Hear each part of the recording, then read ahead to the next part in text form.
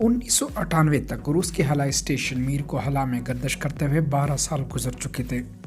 वक्त गुजरने के साथ साथ बिजली की सप्लाई में रुकावट, कंप्यूटर के निज़ाम में ख़राबी और दर्जा हरारत को कंट्रोल करने वाला निज़ाम ख़राब होना शुरू हो गया था। और फिर इस पर काम करने वालों ने अपने माहौल में मौजूद माइक्रोब्स यानी खुर्दबीनी जरासीमों का जायज़ा लेना शुरू किया। सामने आने वाले मालूमात हैरान कुन थे। स्पेस स्टेशन का मायना करने के लिए लगाए गए पैनल हटाए गए तो इनके पीछे गदला पानी मौजूद था। इसको तज्जिया करने के बाद मालूम हुआ कि इस पानी में बैक्टीरिया और जरासीम वगैरह मौजूद है। अगर आपने अभी तक मेरे चैनल को सब्सक्राइब नहीं किया तो मेरे चैनल को सब्सक्राइब करें और साथ बेल आइकॉन पर क्लिक करें ताकि आप मेरे आने वाली वीडियो भी देख सकें। जो सबसे ज़्यादा परेशान कुन बात थी वो ये थी कि बैक्टीरिया और जरासीम खलाई स्टेशन की खिड़कियों के गिर्द रबड़ की सील और बिजली के तारों को भी खा रहे थे। मीर स्पेस स्टेशन का कोई भी मॉड्यूल जब ज़मीन से खला की तरफ जाता है तो हिफाजती इंतजाम पूरे करने के बाद भेजते हैं। इससे ये मालूम हुआ कि मुख्तलिफ़ औकात में आने वाले खलाबाज अपने साथ ही जरासीम स्पेस स्टेशन में लेके आए थे और इस तरह इन जरासीमों ने खला में कायम लेबॉर्ट्री में अपना घर बना लिया था।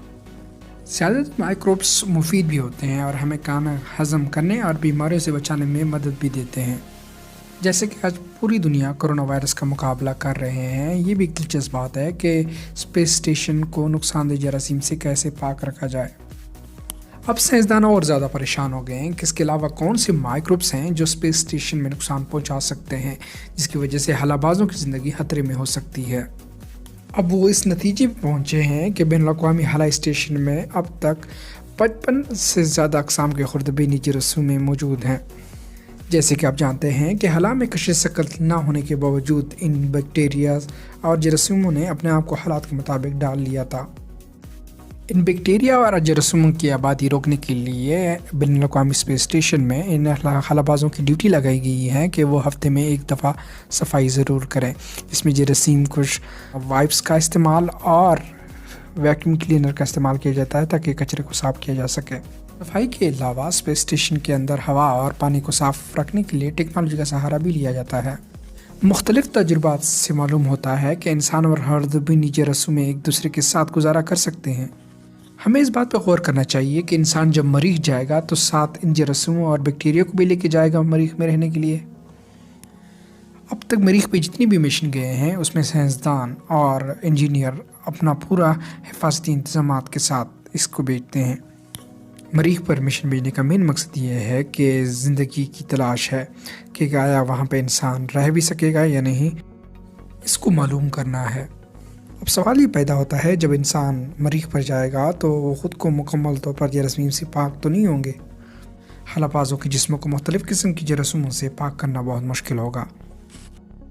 ये हमें सोचना पड़ेगा कि ऐसी जगह जहाँ पे जरासीम का कोई तस्वर ही ना हो और वहाँ इंसान जाके आबाद हो और उस जगह को भी आलूदा करे जिस तरह उन्होंने ज़मीन को आलूदा किया है। खलाबाज जब खलाई सूट पहनता है, इस सूट पहनने का मेन मकसद ये होता है कि खलाबाज को ज़िंदा रख सकें। लेकिन सबसे तशवीशनाक बात ये भी है कि ये खलाई सूट इन जरासीमों को भी ज़िंदा रखता है और इस बात को यकीनी बनाना है कि जरासीमों को किस तरह से रोका जाए।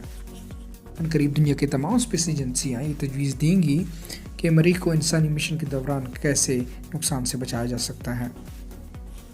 ये भी सबसे परेशान कुन बात है कि मरीख से कोई हयात ज़मीन पर ना आ जाए, क्योंकि मरीख की मिट्टी और पत्थर को ज़मीन पर लाने की मिशन पर काम हो रहा है और ये मुमकिन है कि तज्ज़िये के लाए गए नमूनों पर कोई ज़िंदगी हो।